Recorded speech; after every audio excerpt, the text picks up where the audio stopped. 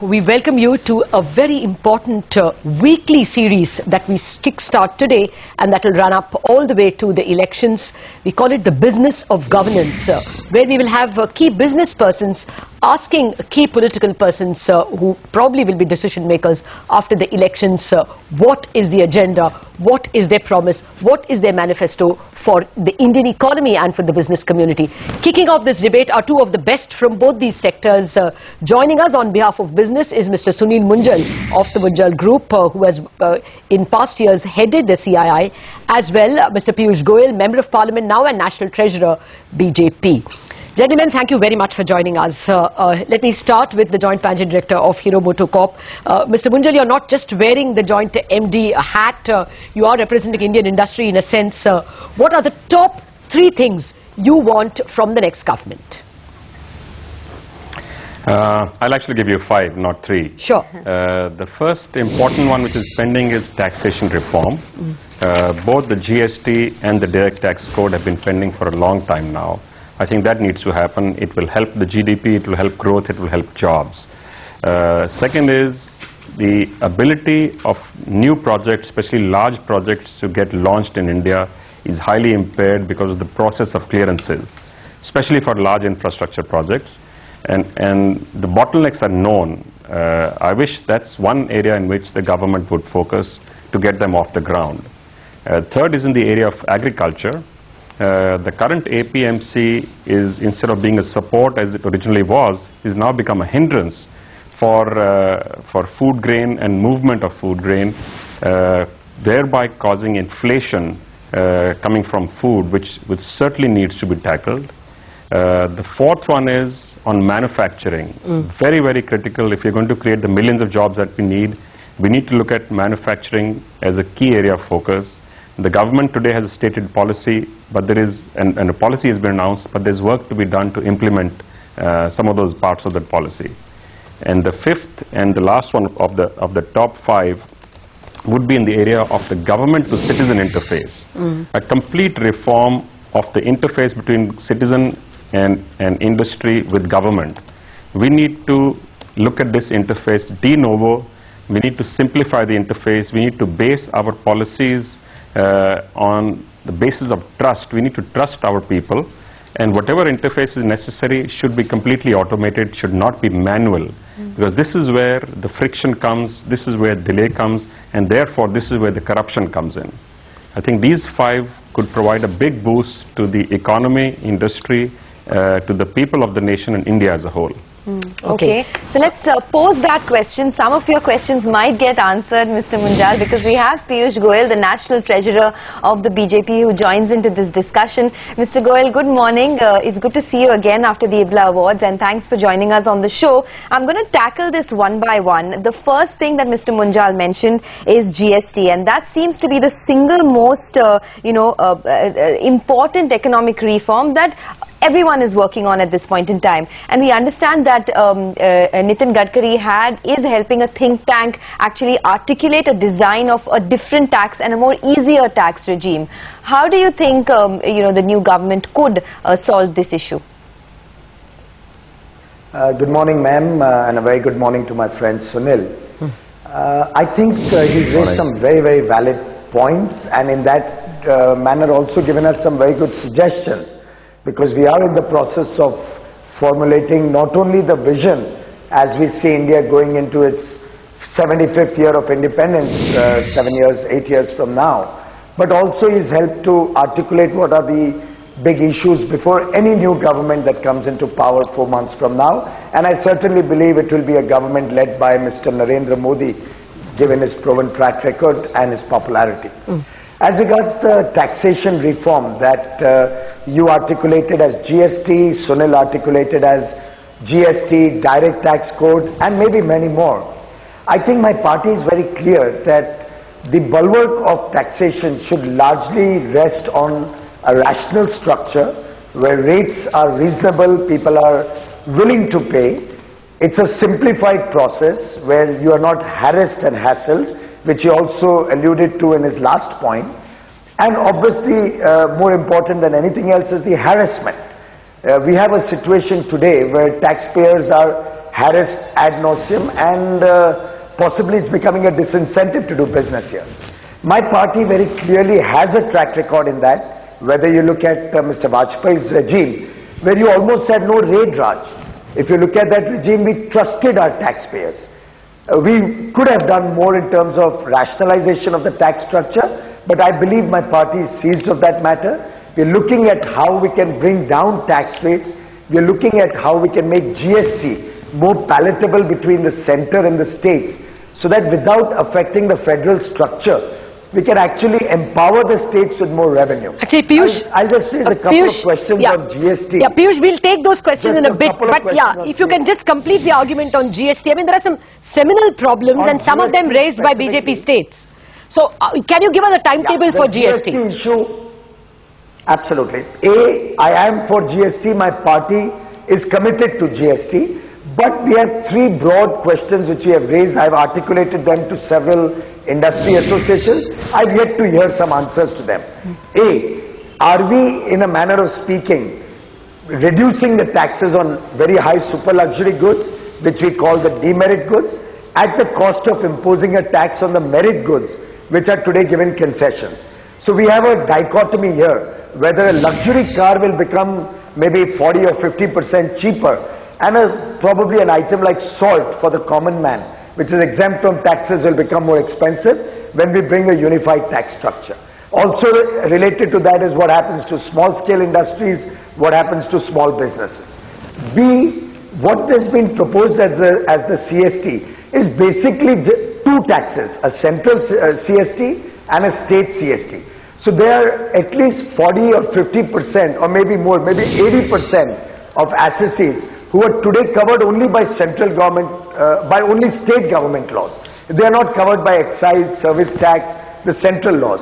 By bringing in a uniform structure, you're going to give everybody hassled by two authorities, the central and the state.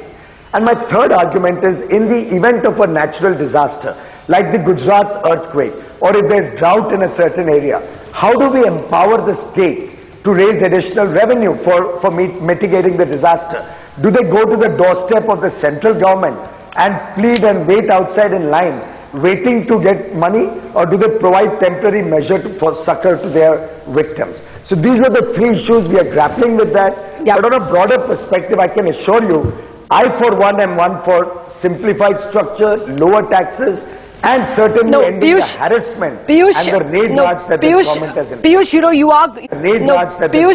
Piyush, you know, one of the reasons why the GST has been scuttled is a big demand for that CST balances which the states are making from the centre. The centre promised about 9,000 crores this year. Not all of it has come from the centre. But remember, when you will be in government, you're going to get an even more bigger demand, probably from Congress-rule states as well for this. So this is getting scuttled purely on the payments that are due from centre to the states, and you will be wearing the uncomfortable shoes. No, before I get you, Mr. Munjal, your reaction first on GST. Anything you want to say? All I want to say is that issues Piyush has raised are valid. In fact, some of them have already been answered. And I don't think we should wait only for the perfect. As you know, perfect is the enemy of the good. Everybody acknowledges GST is good. It's useful. It creates buoyancy in taxes. It takes away the cascading impact. It increases potential for economic growth and jobs. So why don't we just go ahead and implement it? And we'll refine it as we go along. You will be okay with the reduction in, luxury car segment being taken off and replaced with a higher tax. So that will be okay with CII. It's not a CII issue. Okay. I think we need to look at the larger issue of India as a nation. That this is the way it is designed and run worldwide, and it's been run very successfully across a large number of countries. And we've gone and tested it. We've seen what the variants are. We've also provided for some of those variants within the proposed scheme, which I think most states now find suitable or palatable or acceptable. So my view is we should start to implement this, and any issues that we find after implementing, one can always come back, because this is being done in conjunction with all of the states sitting together. So it's not against anybody, it is for everybody. Okay, that's one argument, that's one topic that we've discussed. May I? Lata. Yes. Sure, sure. Final quick answer, we have to get to infrastructure. Yeah. I don't think any of my three concerns are addressed by saying that we should have a temporary startup. I think governments have to think through processes. Governments should not tomorrow do policy. Piyush, we have thought through and experimented with GST for I think a better part of 9 years. I'm only asking you for a deadline. If you have the decision-making power. The world has yet implemented a GST. Even Canada, where the committee went and saw, is tottering. The European Union GST hasn't worked. I think we still need to be very clear that a new policy is required, but it needs to be more robust. In your term, in 5 years, will it be delivered? I think we will, because we believe in mutual consensus. Piyush, let's not lay down into confidence. Okay. I think we will deliver. Okay. Mr. Munjal, you have a point to make there? I was just saying, let's get on with it. There is too much debate and discussion which has taken place on this, and it's also got caught in politics. Okay, so let's move on to one more. Get on with this. Let's move on to an issue which is, I think, one of the most crucial bottlenecks that our country has faced, which is in the sector of infrastructure, and a point that Mr. Munjal was making as well. Piyush, I want to ask you what the BJP's mandate is for improving the infrastructure reforms if and when they come into power, because they've hit out at Rahul Gandhi several times in the past where when he claimed for better infrastructure development, the BJP came out and said no, it is the NDA government that actually has proven to be better in terms of infrastructure, etc. Can you just give us a 1, 2, 3 pointers on how the infrastructure bottlenecks could get cured if and when the BJP government comes to power? Well, I think the first and most important thing in infrastructure is transparency. We need to get government stopping taking discretionary decisions which ultimately have a cascading effect on the implementation of projects. 2, we need to have people at the helm of affairs who understand business, who understand the compulsions and requirements of setting up infrastructure projects. We did that very honorably, by the way, in the NDA regime. When the highway program was rolled out, when ports and airports were cleared, when we had a large amount of investment going into construction and new jobs were created. I think what we plan to do is 3. We need to have a time-bound clearance process. So every minister and his ministry will have a time-bound clearance process for every process. We will have to strengthen the knowledge base of ministers. We need people with integrity, and we need people who start clearing things on time, rather than roadblocks and obstructions like we saw in the Environment Ministry.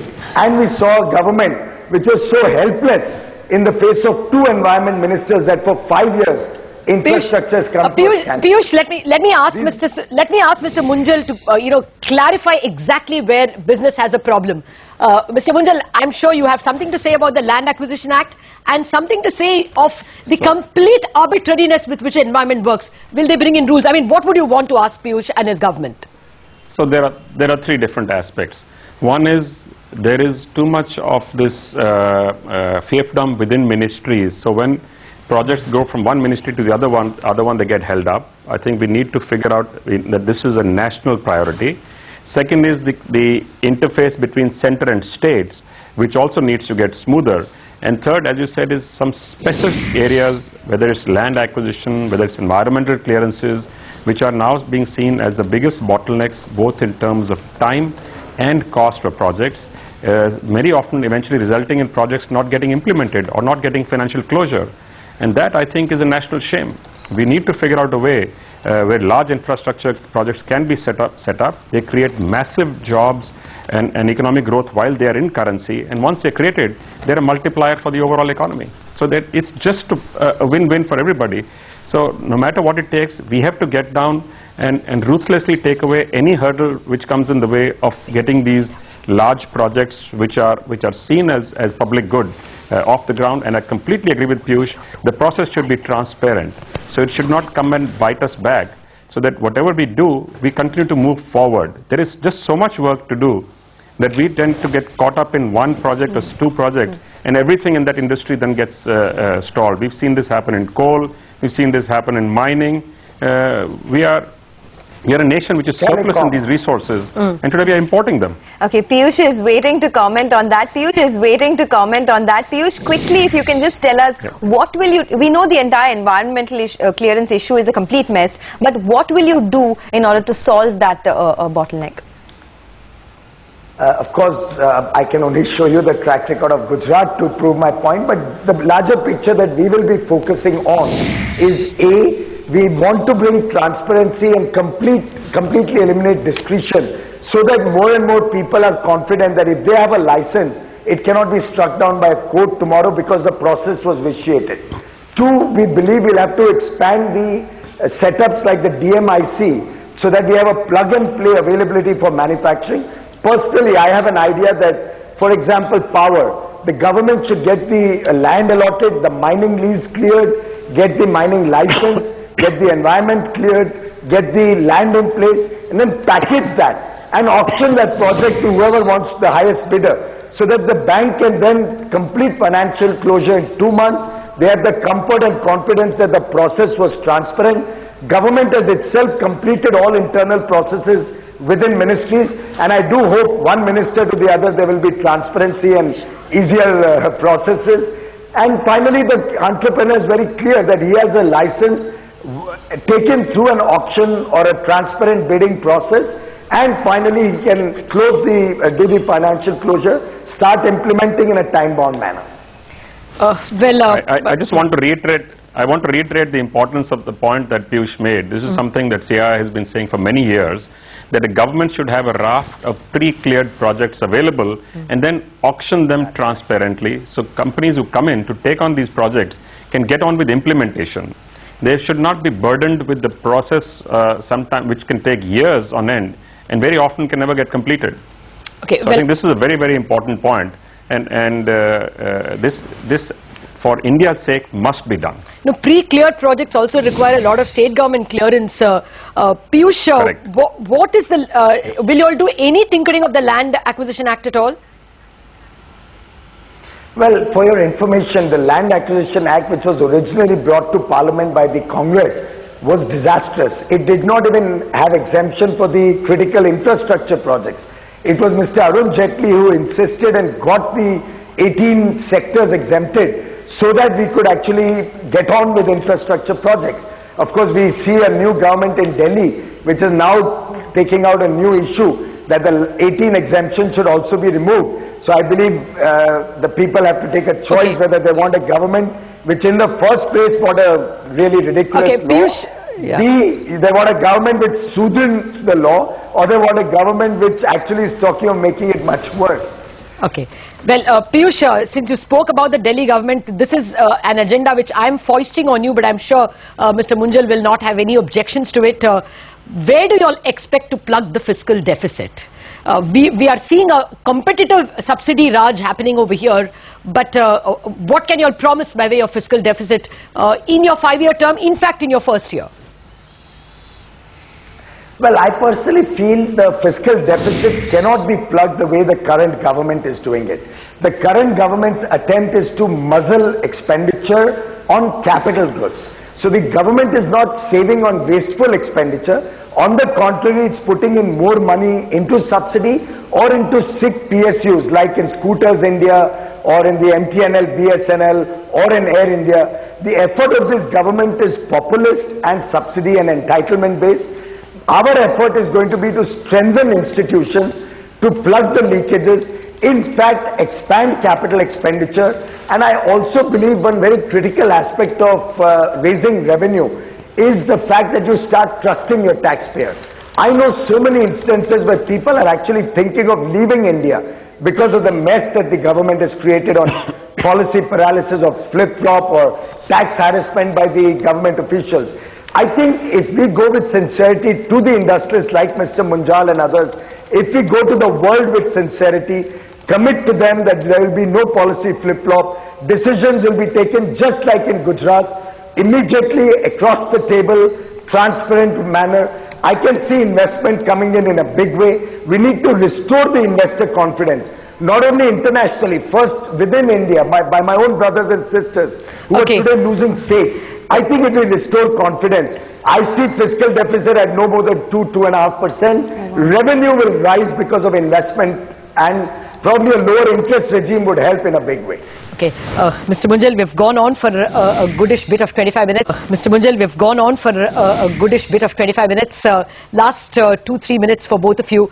Your final, request to the next government that might take shape on the other aspects that we didn't cover. So there are aspects like the labor policy, like all allocations of base materials like coal, etc. Or replication of work. If you see, energy is covered in 9 different ministries today in India. Training and skills is covered in I forget the number, 11 or 17 different ministries. We need to clean up the governance system as well. So it's not just the interface between government and citizen and government and industry, but it's also inside of the government that we need to simplify the process itself. And I think that will make government functioning much easier. And the first point which is being made is the taxation needs to be simplified with moderate rates, very few exemptions, so that it can be understood by the average citizen of this India and not need an expert even to read our tax policies. Okay, since the last word you said was tax, I'm going to throw this question to Piyush Goyal since we have him with us. Piyush, I can see you smiling, but I want you to comment on so much newsprint that was wasted on the BJP's possibility of scrapping, or BJP considering scrapping or reducing income tax, in its election manifesto, just to woo the middle class, voters. That has been talked about as a strange brainwave by the BJP, but is that coming through? Well, in fact, the fact that print was wasted or your television time was wasted is for you to choose. I think I'm not trying to be sensational. You are looking for something sensational out of it. So it's not happening, that's what you're saying. Mr. Gadkari, who's the Vision Committee head, had only in one interview made a casual comment that there are so many proposals. We in fact crowdsourced ideas for our manifesto and vision. We got some 22,000 suggestions. He mentioned that we are getting a lot of suggestions, one of which is an intriguing proposal to abolish all taxes and convert to a consumption tax or a banking tax. And he just said that we are examining it. So that is not being taken up. The whole world went to town talking about it. Okay. We are still examining it. Okay. A lot of questions have been raised. Mr. Jaitley raised some questions. Yeah. Mr. Yashwant Sinha raised some questions in the last discussion. And I think we will finally focus our energies on simplification, rationalization, and stopping the harassment of the people. That is the big question. In what form you do it will emerge as we study various possibilities and options better. Okay, this is the kickoff discussion. So, Mr. Munjal and Piyush, thank you very much for actually laying out the agenda completely. The big themes, GST and the entire tax structure, GST, direct tax code and other tax simplifications, infrastructure projects, APMC and the entire space of inflation, I would call it, particularly food inflation, manufacturing, how can things get easier and how jobs can be created, an important BJP feature of the BJP manifesto, and finally government-citizen interface, a debate that has gotten warmed up with the Aam Aadmi Party as well. I would add fiscal deficit to this. 6 major debate themes have been thrown up by these two gentlemen, and that I think will dominate the discussions in the coming days. Hereafter we will have more businessmen and political leaders join us to debate each of these topics and what Indian economy, Indian business and the citizenry at large can expect from the various formations of government. Gentlemen, thank you for a great start to this all-important series which will be much watched and which will hopefully set the agenda for the next government, whichever it is.